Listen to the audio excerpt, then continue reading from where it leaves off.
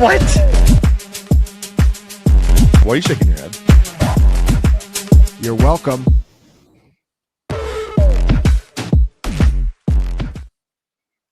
Many are saying we're back. This is my first DFS stream of the season. I don't know, probably Fantasy Points has done some already, but this is my first DFS stream of the season. Very excited to kick it off with the DFS cage match here on the Fantasy Points channel. For anybody who's new here, the format is the same as last year. It's me and Jake every week. We are going to be battling it out with a rotating guest. Of course, we have Scott Barrett, Fantasy Points CEO, here today. But what we're doing is we're battling it on DraftKings, and we're going to be drafting teams on DraftKings. So we're staying within the salary cap. We're taking turns. The guest always gets to go first. So Scott will get the first pick here, and then Jake and I alternate who goes second and who goes third. It's a snake draft. So the third pick gets the fourth pick. Also, we go back. We just draft a full team on DraftKings until we get a full squad, and we have to stay within the salary cap. We also are going to be playing for charity. So every week, each of us has to decide on a charity. We ask our guests to decide a charity as well. And the winning team is going to have $100 donated to the charity of their choice. Jake and I, because we do it every week, we tend to stick with, if we don't win, we stick with the same charity week over week. But then when we win, we get to reset. So we're going to start. Well, before we get into the charities, let's say hello, because it's been a little while. I'll start with Scott. Scott, how are you doing? Have you done any DFS shows yet this year? No, this would be my first one. Happy to be back. Was I undefeated? No, I think I'm 1-1. Correct. You are 1-1. Got taken down in week 18 last year by the champ. Right. Yeah, I could have guessed who it was in one guess. I'll tell you that much. I could have told you who it wasn't. Yeah, and many are asking, Neil, are we going to be doing outside the box? Are we running that back? Are we? What's the plan there? I haven't decided yet. I don't know. People keep asking me too, and I'm just like, maybe we haven't really talked about it. No, yes, we're doing it again. Saturdays. We honestly, I don't think we've talked about the timing of it, but I assume it's going to be early afternoon, same time as last year. But yes, outside the box on the Fantasy Points channel, coming back. Yep, I'm excited. Can't wait. I'm excited. You're excited. Jake's excited.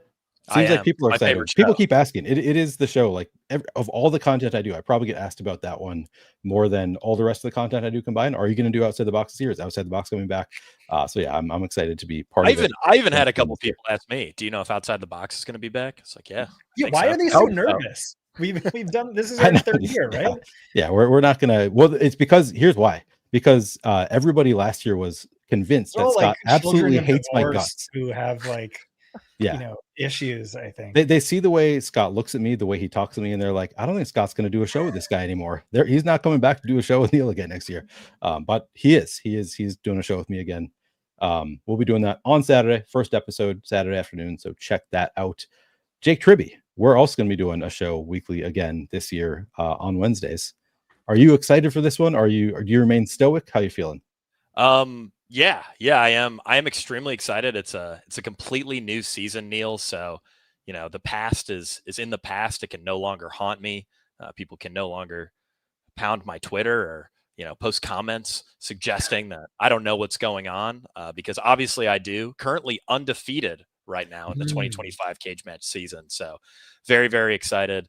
And just generally really, really excited for DFS. My weekends feel pretty empty when I'm not just building lineups and watching Red Zone and refreshing DraftKings over and over and over again.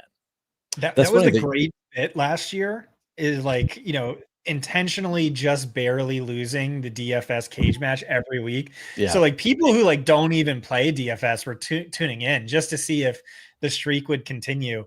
This year, you should do that. You should just win every single week, and people tune in to see how long the streak could last. Yeah, I think people will be really impressed at just how much control I have over my DFS teams and their ability to win contests of all sizes. Yeah, I don't think I would enjoy that bit as much. I enjoy so Jake's record right now is 0-0. My record, however, is 9-7. I'm keeping my record from last year. We're going to keep it rolling. Fair enough. Over 500 in a 3-man contest. I'm just going to keep it going. But we are playing for charity. So we should talk about the charities that we are playing for this week. Let me pull that up here. Here's where it is. We'll start with Jake's. So Jake, this was, I believe, your final charity in week 18 last year. So you are rolling over your charity option here. Do you want to tell us about Friends of North Augusta? Yeah. I actually had them, I think, for several weeks. And then at one point I said, you know what, if I don't win this week, I'm going to donate $200 myself, and ended up submitting that tweet about it as well. And I know a lot of people were grateful for that, because some would say I may have had some issues winning, but this is a great charity. Local charity. If you've ever lived in the South, you've probably noticed that there's an abnormally high number of stray animals around here compared to other areas in the United States. That's dogs and cats. One of my favorite services that this charity provides is they have a spay and neuter program for stray cats. So it's like a catch and release type of thing.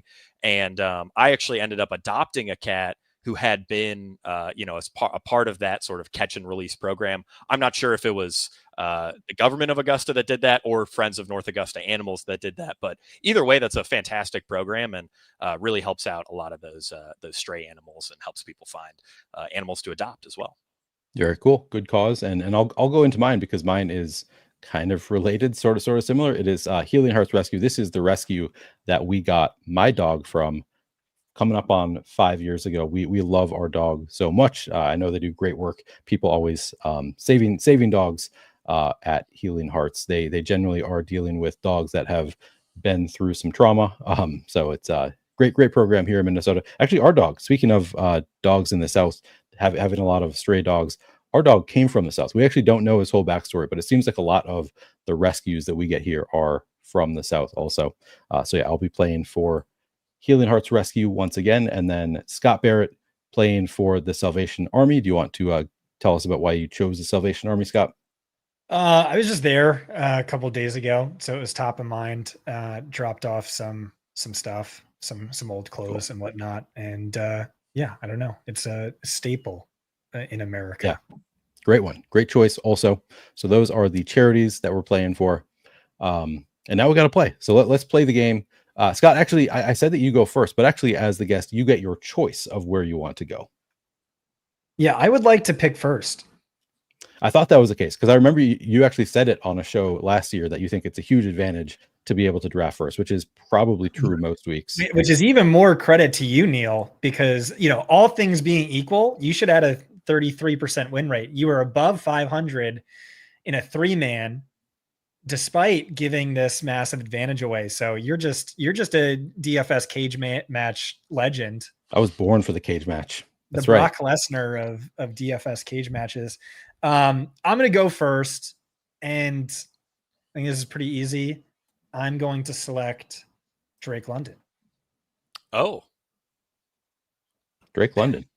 You have a problem with that? Was that a surprise? That do you want to tell us the reason? Surprising.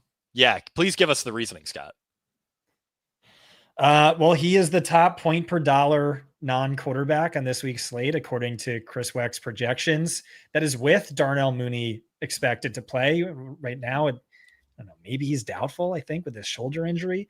And yeah, I mean, he ended the year on an extreme hot streak, absolutely smashing with Michael Penix, all with Mooney either out or hurt. And yeah, we all know what happened last time these two teams faced off, or when these two teams faced off twice last year. Kirk Cousins put up like 1,500 passing yards and 12 passing touchdowns. So to me, I agree with Chris's sentiment that this is the best point per dollar play in the slate. Do you disagree? I'm looking at it now, and you're right. It is the top of Chris's projection. It's funny because I've looked at a couple other projection sources that have a different player here that I was expecting you to go with. But the projections are not actually that different.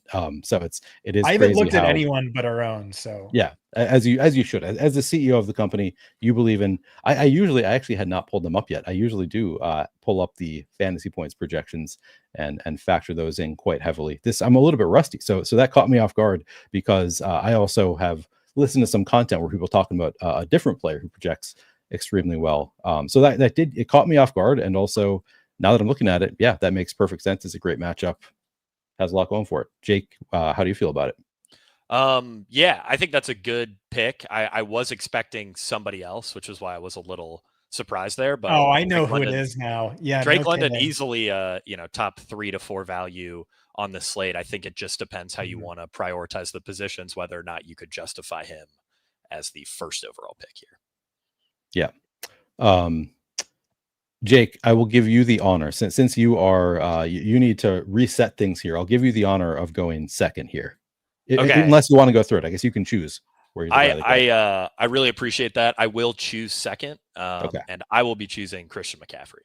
Yeah, there you go. This I feel like is the easiest pick on the board right now. He's not the top point per dollar option in our projections, but I find that the drop off between him and number 2, and I think our projection right now is fairly conservative, and Drake London and the number 2 wide receiver, is just much, much wider in McCaffrey's favor. This is the cheapest Christian McCaffrey has been since week 2 of 2018. That was over 2,500 days ago. He's healthy. This is going to be a fantastic workload. The matchup's nothing special. The game environment isn't anything special, but it's Christian McCaffrey. I mean, healthy Christian McCaffrey is the overall RB1 until proven otherwise. Absolutely love this at 7,300. I'll tell you what, that was probably the better pick. That was okay. You guys want to call it there, and we can wrap this up. You got a compliment from Scott. Good enough for you. Yeah. I think we're good for the rest of the year. Yeah. I mean that is who I thought Scott was going to go with. So it caught me off guard, but yeah, that seems like the obvious pick at running back. Now I'm left with a really tough decision. I feel like those are the more obvious picks, and now I have to make a tougher decision here. I will say, when I was thinking through how this was going to go today, I figured McCaffrey would go number 1, and then I sort of assumed the 3-4 turn would be the better spot to be in. But this has thrown everything upside down, Neil. So I don't even know really the position you're faced with right now. Well, and then the number 2 point per dollar at running back is potentially hurt. It's Devin Achane, so I'm like a little bit nervous about that. I don't think I want to do that this early. Take a player that I'm nervous about like that. So it's a tough choice here. I think. Do I really want to go with a rookie week 1? I'm kind of considering a rookie in week 1. I mean, there's really no good plays left, so. That's the tough thing. There are no good plays left. Right, which means you can't go wrong. You are right. Actually, you know what I'm going to do?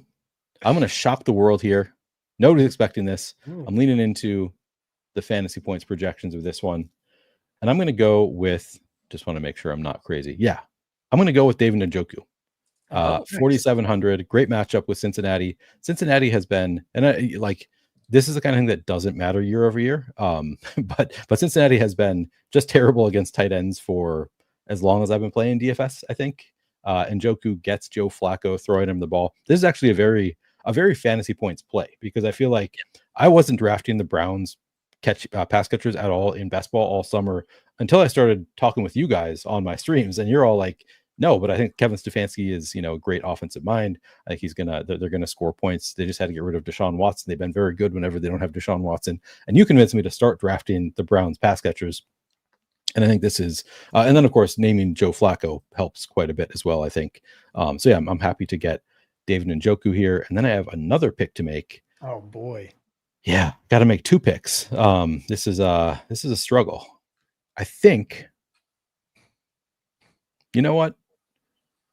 I'm going to go with Brian Thomas Jr. against Carolina. Jacksonville has been an offense that has not been amazing with Trevor Lawrence, but it's such a nice matchup with Carolina. I think it's Carolina maybe equipped to fight back a little bit more than usual this year. So I think I feel good about that combo. David Njoku, BTJ is my start. What do you guys think? Any comment on either of those picks from either of you? I think those are really strong picks. I'm really excited for this Carolina-Jacksonville game, and I mean the Cincinnati-Cleveland game. I think both are great, shootout type game environments to stack up for DFS tournaments. I'm sure I'm going to have a ton of Browns, and I know I'm going to have a lot of guys from Carolina-Jacksonville. Scott, what do you think? Yeah, I like it. I think those are both really strong plays. I'm with you on BTJ. He's not really popping in our projections as much, but I'm with you. I think that's a really strong play. Did you see the commercial of Travis Hunter with Trevor Lawrence? I did. Does that concern you? I mean, is Travis Hunter the wide receiver one there? I think Travis Hunter is just like a way bigger name with a larger social media following than BTJ. And so Adidas or whoever did it, just shelled out the money for Hunter over BTJ. Yeah, that makes sense. All right. We'll go back to Jake. You've got McCaffrey. Who else do you want? Yeah, I'm going to grab. I don't see any fantastic standout plays here. And I think running back is fairly deep. I'm going to grab a rookie. I'm going to go with Ted McMillan here. Nice. Like I said, this is a great game environment. And on the Carolina side, there's really just nowhere else for targets to go. Leggett is bad. Jalen Coker is Jalen Coker. Jatavion Sanders, I think, is fine. Oh yeah, Coker's also hurt. Jatavion Sanders is fine. But yeah, this should be a target funnel against what's going to be a terrible pass defense. Great game environment. Like I said, this is a game that I plan on stacking up a lot. I think Trevor Lawrence is going to end up being pretty popular, and I certainly like the Bryce Young angle here. But just overall, I think Ted's in a great spot at 5,200. Scott, do you see what happened there? No, I tipped my hand. I said, do I want to take a rookie wide receiver with my first pick? And then Jake was like, Neil always wins. So I'm going to copy what Neil was thinking about doing, because that's got to be a great play. And he was correct. I thought about this all off season, man. I've got a whole plan. That's smart. Great. Yeah, I liked it. I thought about taking Tet. I think he is in line for a potentially great week, and it's just 5,200. The price is right. I like the pick. Scott, you are back on the clock. So since I maybe made a suboptimal decision drafting Drake London ahead of Christian McCaffrey, I'm going to see if I can't use this to my advantage and try and corner the market on wide receivers. And so I'm going to take T. Higgins and Mike Evans back to back. Those were the next two top point per dollar wide receivers according to our projections. I thought we were just going to corner the market on suboptimal plays, but you're going for wide receivers. Okay, I like that too. Dang. No, I like those picks. Those are actually both players that I thought about taking at my turn. Also, you're gonna have to start worrying about salary at some point, but you're still in pretty good shape. 5,100 left per player. Jake, any comment on the Scott picks? I think those are both great picks. I don't know if I have anything else to add other than I'm sure I will play a decent amount of both those guys this week. Tampa, Atlanta, I think, is one of the better game environments of the week. And then of course, Cincinnati looks good also. Yep. Makes sense. Got your wide receivers locked up. Jake, back to you. All right. I'm going to go running back here, and I'm going to go with Jonathan Taylor. I think there's at least one wide receiver that I really want who I think will come back to me. But when it comes to Jonathan Taylor, I mean, one of the more interesting stats that I found this offseason was in Anthony Richardson starts, he was the RB9 by usage. In all other games, he was the RB1 by overall usage at 19.5 expected fantasy points per game. I think Daniel Jones, it's in the range of outcomes that he could have like a Geno Smith type season where all of a sudden we're like, hey, he's in a good offense. He's got great playmakers. Maybe he's a top 15 quarterback now. And yeah, Jonathan Taylor is going to be the biggest beneficiary of any sort of offensive success in Indianapolis. This is also a Miami defense that I think could end up being pretty bad this season. So overall, I think things are setting up pretty nicely here for Jonathan Taylor. But there are also a lot of running backs, between his price and say $6K, 5,700, who are similarly good plays. So I don't know if I'm getting a huge comparative advantage at the position.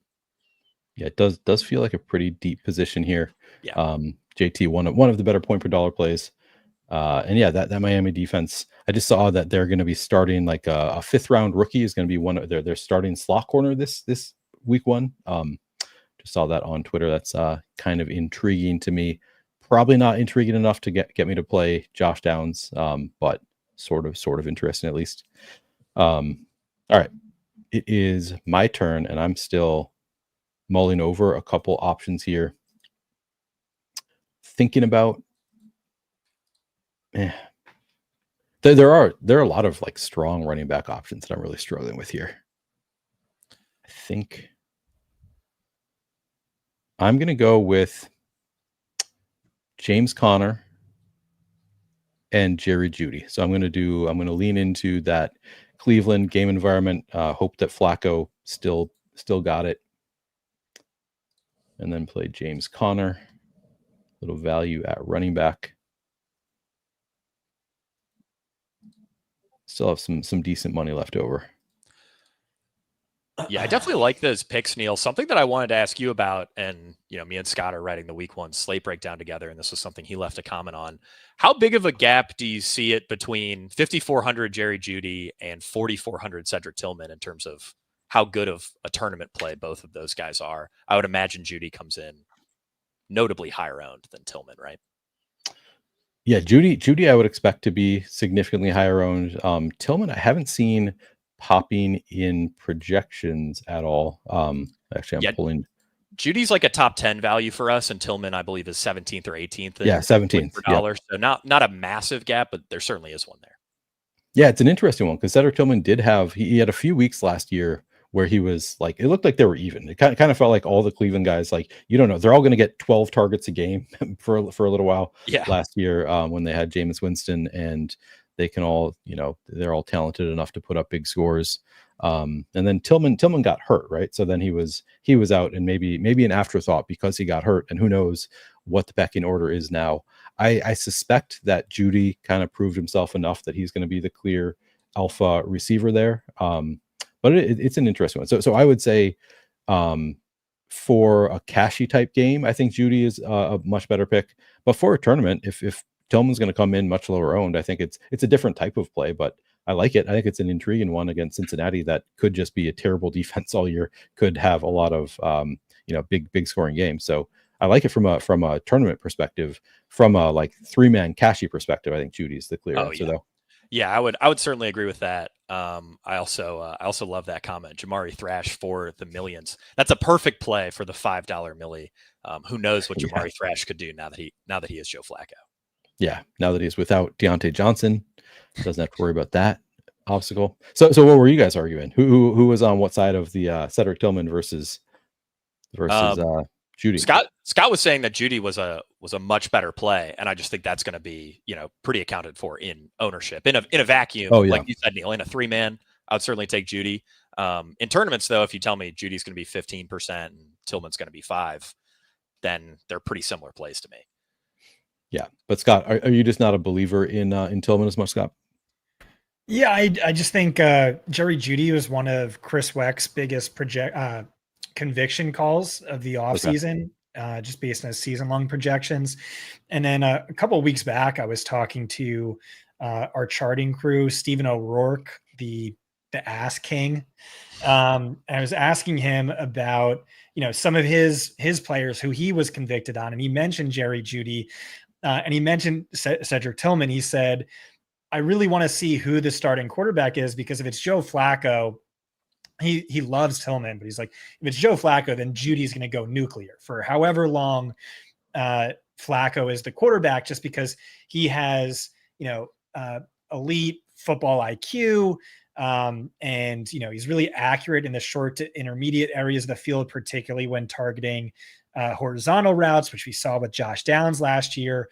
And so I think, with a Jerry Jeudy who's like so good at separating, and you have a quarterback who can connect with him on those anticipatory routes, he can really go off. He can really excel. But if it's a different quarterback, he would like Tillman a little bit more, someone who's like less accurate, maybe more jump balls, maybe more, curls on the outside, whatever. And just the way he described it, and I probably just butchered it, just really had me convinced, like, oh, we have Flacco for I don't know how many weeks. I'm excited to play Jeudy with Flacco. And yeah, where is Tillman in price? 4,400. Yeah. To me, our projections don't reflect this, but Ricky Pearsall at 4,500, I think, like, is such an awesome play to me that like anyone within 300 of him, like, I have no interest in. Yeah, no, I'm whether you butcher it or not, you sold me on Jerry Jeudy there. I think that makes me kind of want to play. It makes me happy with the Jeudy pick I already made. I guess the one DFS lineup I already have in the works here is Jerry Jeudy, and happy to have him with that note.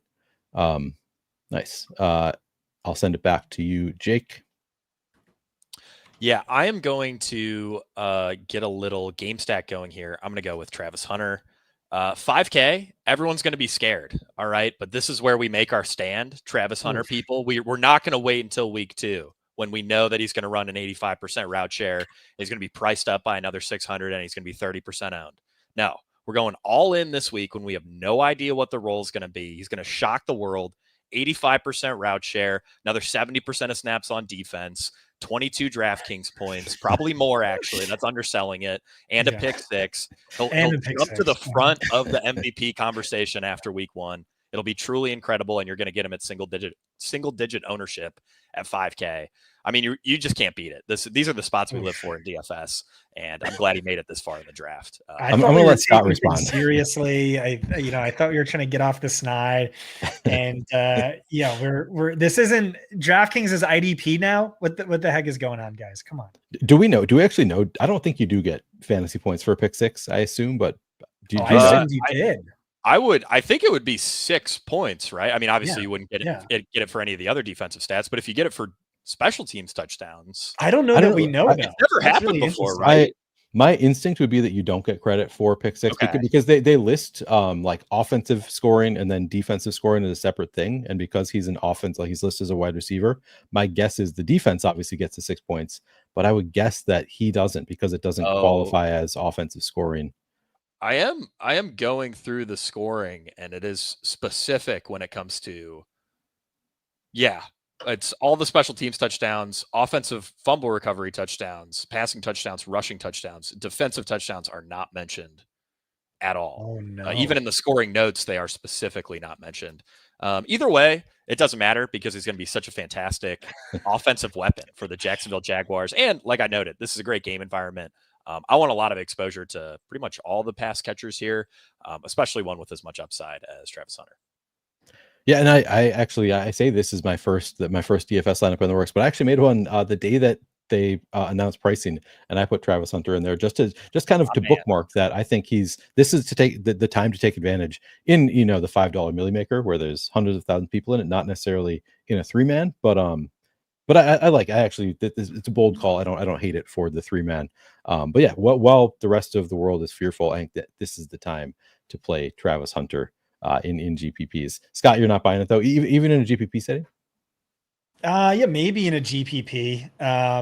I'm probably not going to have too much exposure to Travis Hunter, but hey, if he wins MVP, I'm going to be a millionaire. Yeah. Which is crazy. I mean, that's probably not going to happen, but 300-1 odds are better than 300-1, I think. But you're going to win. How much do you win, Jake? I'd win about 70 grand. So I didn't go nearly as hard as you did. I'm very jealous now. I really wish I was Scott Barrett. Excluding all your Travis Hunter slander, from August. I saw your post, Scott, and it's like you're going to win 900 some thousand, and I thought you should just put in a little bit more to make it a milli, just to get over. Well, you know what it was? I took all the money he made me when he won Heisman, and I just threw it. Okay, I see. That makes sense. Yeah. All right. I also had to drive to Louisiana with my wife in order to place those bets. Did you really? Oh yeah. Yeah. I suppose Shout out to Buc-ee's. We made multiple Buc-ee's stops. Multiple Buc-ee's stops? I don't even know what Buc-ee's is. That's not okay. Buc-ee's is like the world's largest gas station. Imagine a gas station with 200 pumps. And it's also like a grocery store, and sometimes there's a man inside with a beaver costume, like dancing around and taking pictures. Oh, this is with like kids that like seemingly all don't have parents. Okay. It's the best place on earth. It is what he forgot. It's the worst place on earth. Like I think I've stopped at Buc-ee's twice, and it has. How are you a Buc-ee's hater? That blows my mind. Buc-ee's is terrible. It's like a carnival for.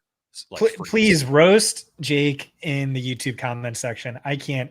It was cool to see one time, but I'm never going back. Like if you're trying to have the cleanest bathrooms in the world. Like if you care about trip efficiency at all, which is most of what I care about when I'm making cross country drives, like I want to get there quickly and efficiently. Yeah, but people have Buc-ee's is the single worst place to stop.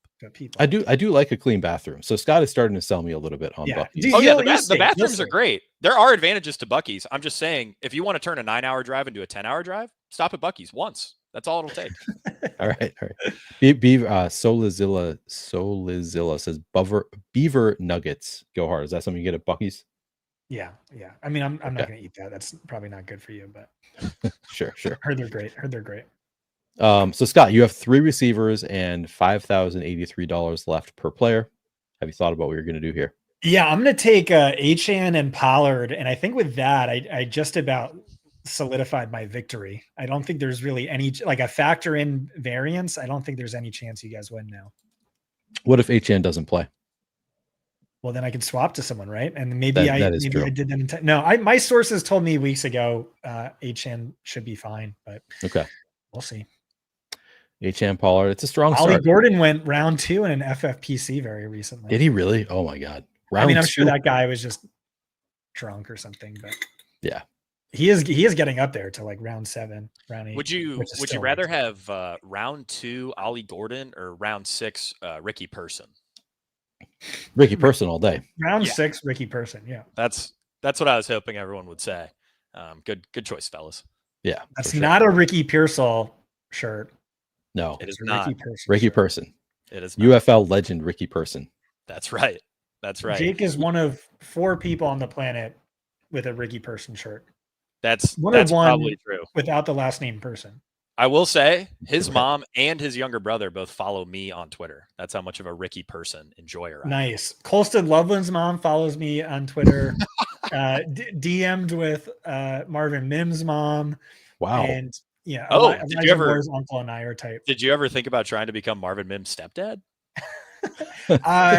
She's not a single mom. They're happily married, and they did a wonderful job raising a terrific slot merchant. That's true. That's very true.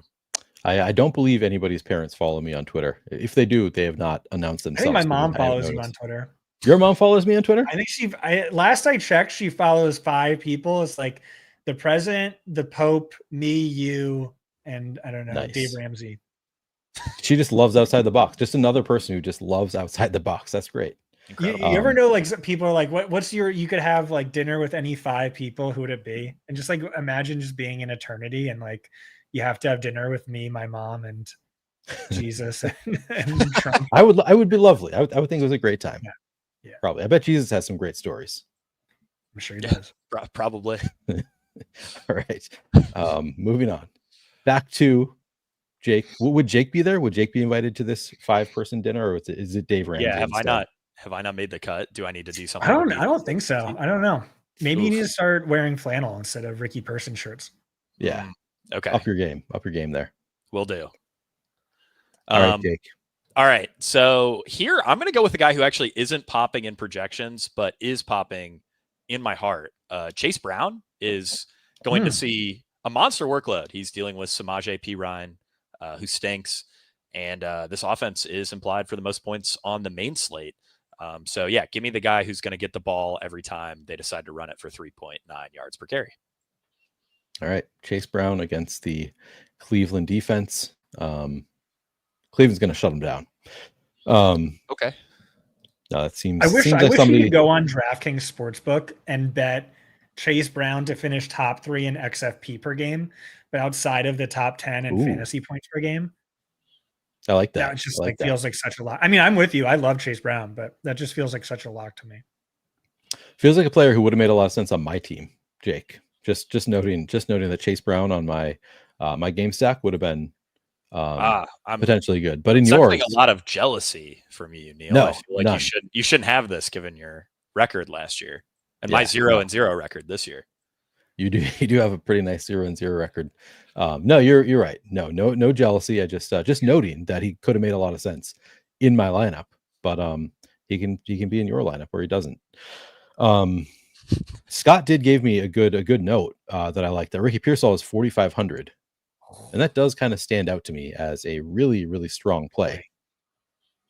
So I'm going to do it. I am going to be the person who takes the 4,500. That's what I get. That's my punishment for. Yeah, you told me about this, so thank you for that.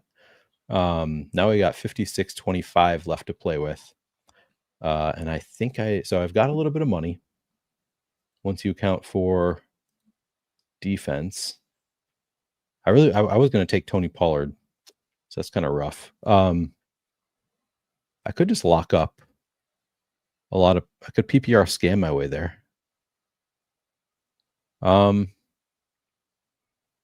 Yeah. I might do that. Oh. Yeah, no, I'm going to PPR scam my way there. I'm going to go Alvin Kamara. Oh, okay. Nice. Yeah, I got both the running backs in that game. There we go. We're down to 5,400 left per player for me with a quarterback, flex, and defense left. Sending it back to Jake with 47.75 left per player for quarterback, wide receiver, tight end, and defense. Yeah, I'm going to go with a bit of an emotional hedge here. I think Trevor Lawrence will end up being pretty popular for tournaments. He's not a guy that I'm particularly excited to play if he's going to be more than 10% owned. But I think for a cage match format, I mean, he is popping as our single best QB value of the week. I really like him here. So I'm going to go with Trevor Lawrence, pair him up with the greatest football player of all time in Travis Hunter. Nice. All right. Yeah, nice value option. Still have 4,600 left per player remaining. Sending it back to Scott with 2 picks. Four left, 2 picks. You have 44.75 left per player. Oh my.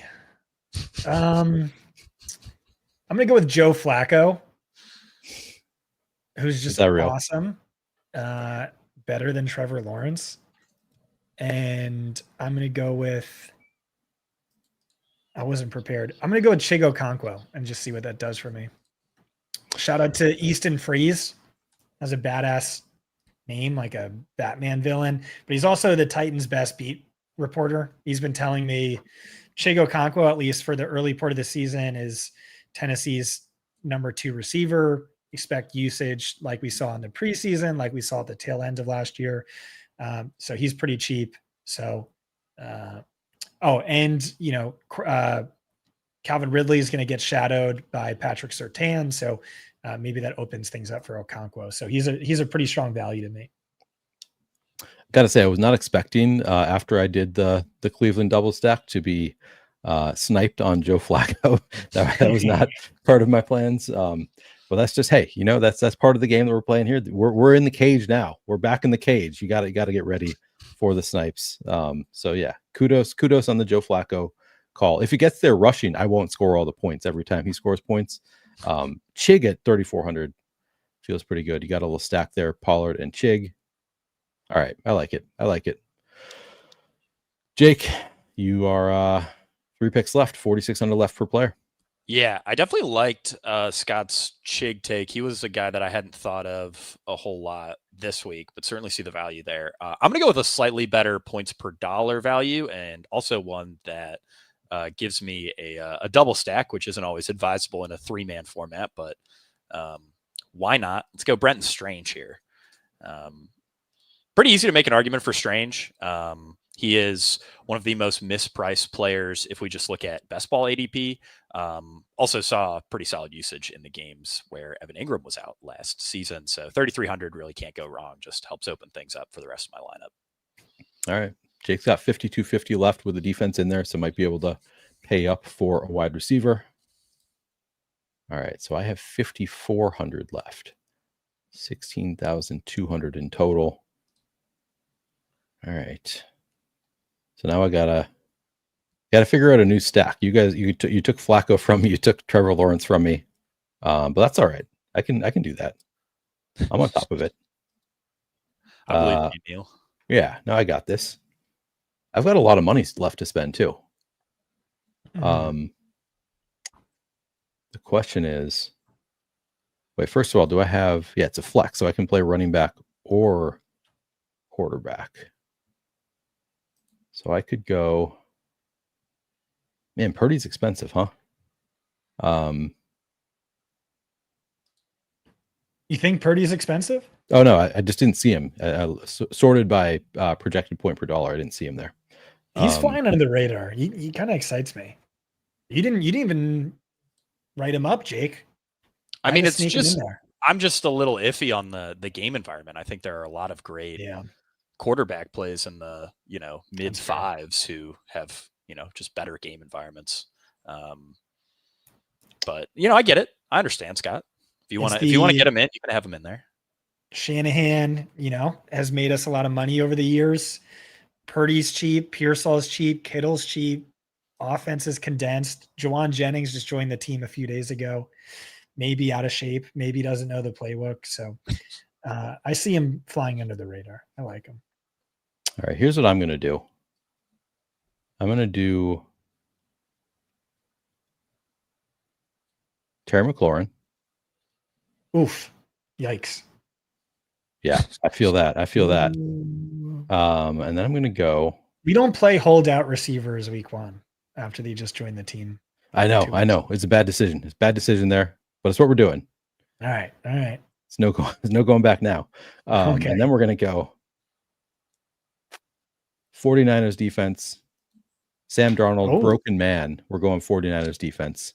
And then sending it back to, so that's just after watching Sam Darnold last year at the end of the season in Minnesota, I'm just led to believe that he's just going to throw a bunch of interceptions and bad passes every time he plays. So that's my assumption now with that pick. We're sending it back to Jake. You've got 52.50 left per player with a wide receiver and defense remaining.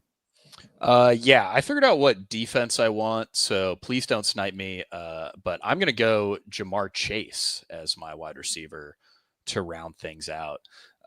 These like Cincinnati Cleveland games over the last few years have never played, quite as fast and as exciting as I would hope. But I mean, we got to keep in mind last year's games were with DTR and Deshaun Watson. I think with Flacco, this game will have a lot more juice. And I mean, historically, we have seen Jamar Chase excel against these sort of single high type defenses that Cleveland likes to run.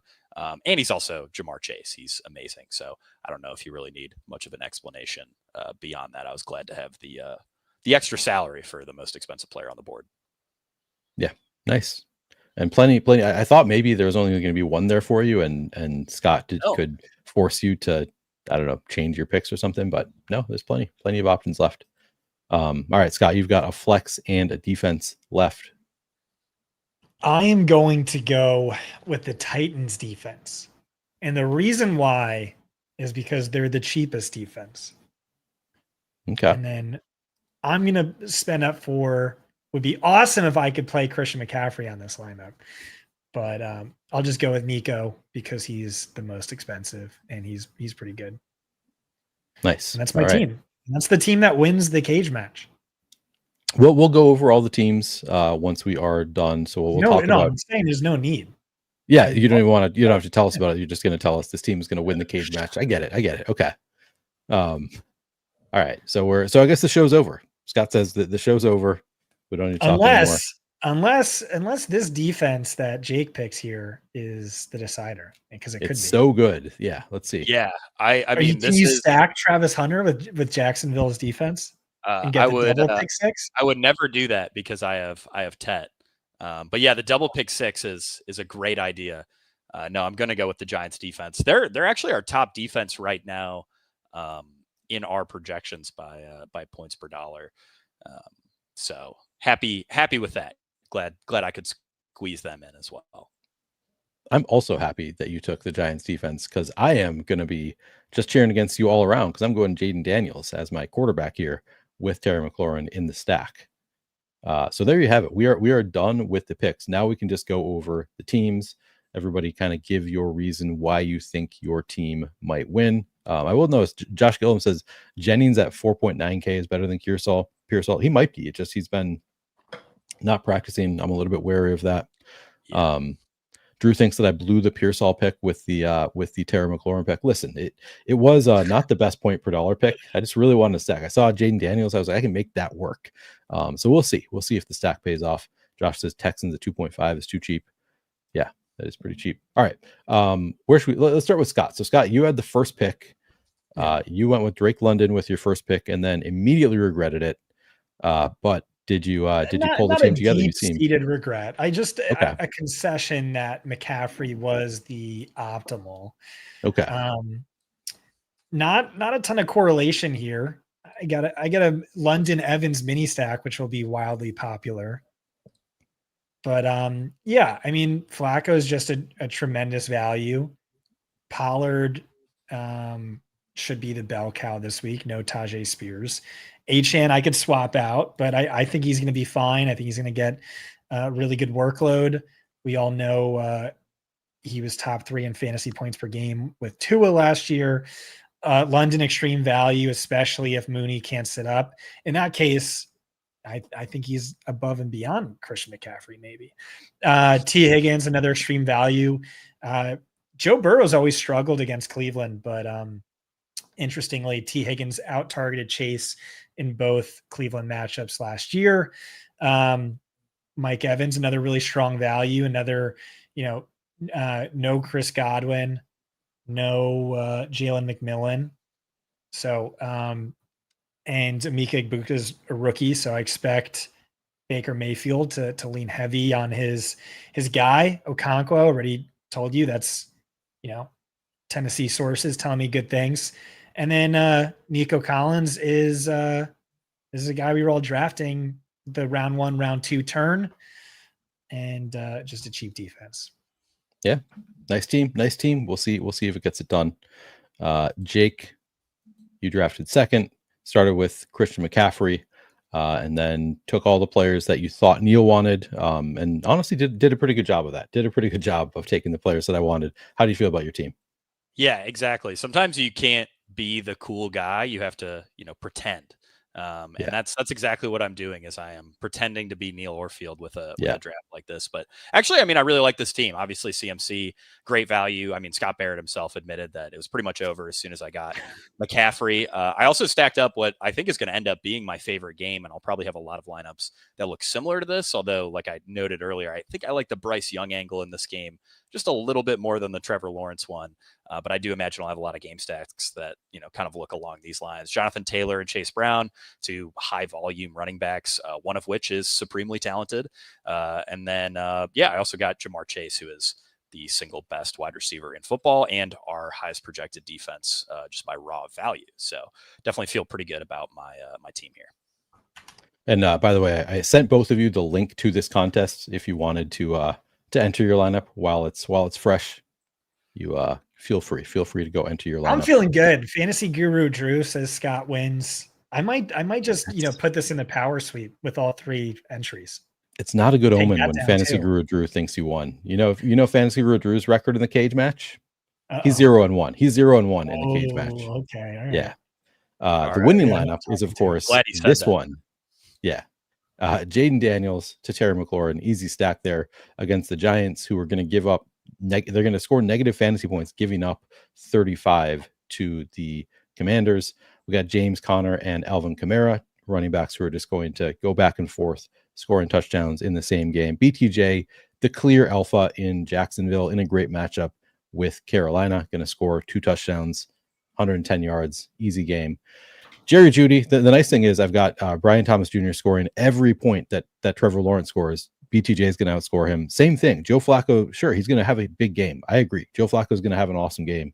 But who's going to have even better games is Jerry Jeudy and David Njoku, because they're going to be scoring the receiving touchdowns, outscoring him on every one of his passing touchdown. Ricky Pearsall, what a great point per dollar play. I can't believe somebody who took 3 receivers to start didn't take Ricky Pearsall, but instead pointed him out to me, gave me that gift. And then, of course, 49ers against the shell of Sam Darnold. I like it. I think it's a good team. All right, that's it. That's it for the drafting. What do you guys have going up?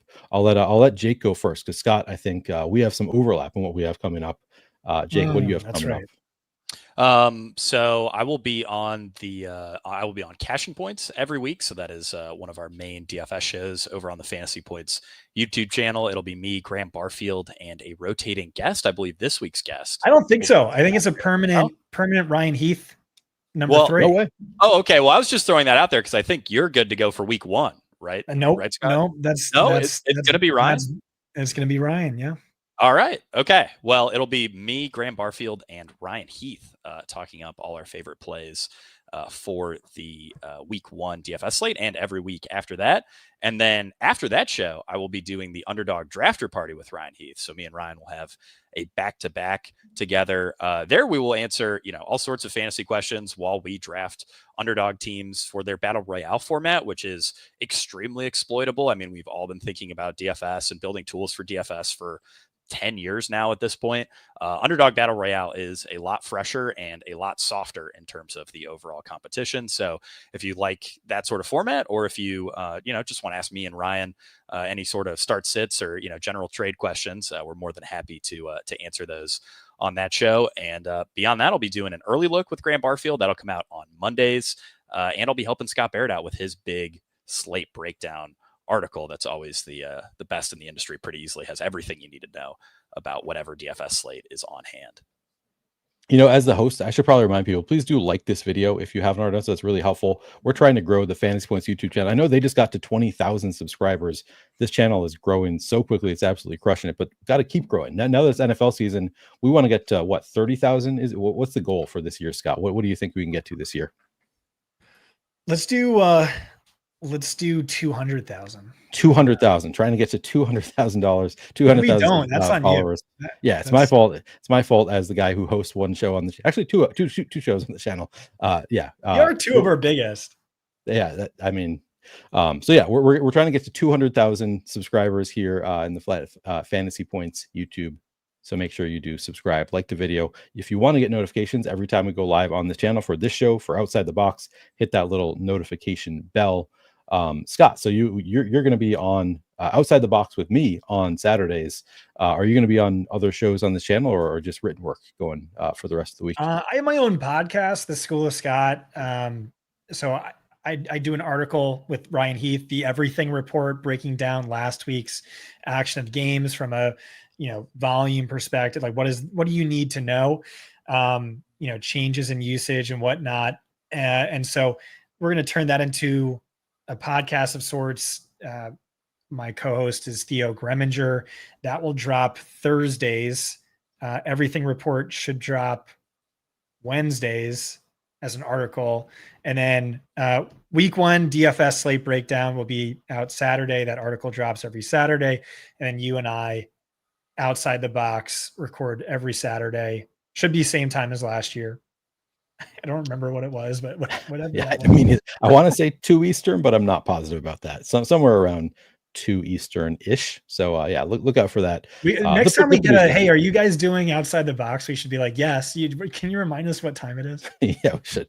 The producers will remind us. One of the producers let us know when that show is. But yeah, Saturday afternoon, Outside the Box will be back. And of course, tomorrow is Thursday Night Football. So my first Showdown article will be out on Fantasy Points tomorrow.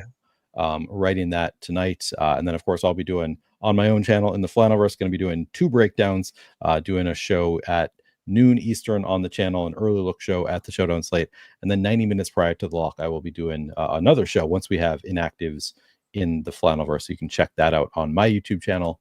And then, I'll be back on Fantasy Points on Saturday with Scott for Outside the Box. That'll be a lot of fun. That'll do it for this show, but make sure you do like the video, subscribe to the Fantasy Points YouTube channel if you haven't already done so. Thank both you guys very much. Thanks for joining us, Scott, today, and thank everybody for watching. We'll catch you later. What? Why are you shaking your head? You're welcome.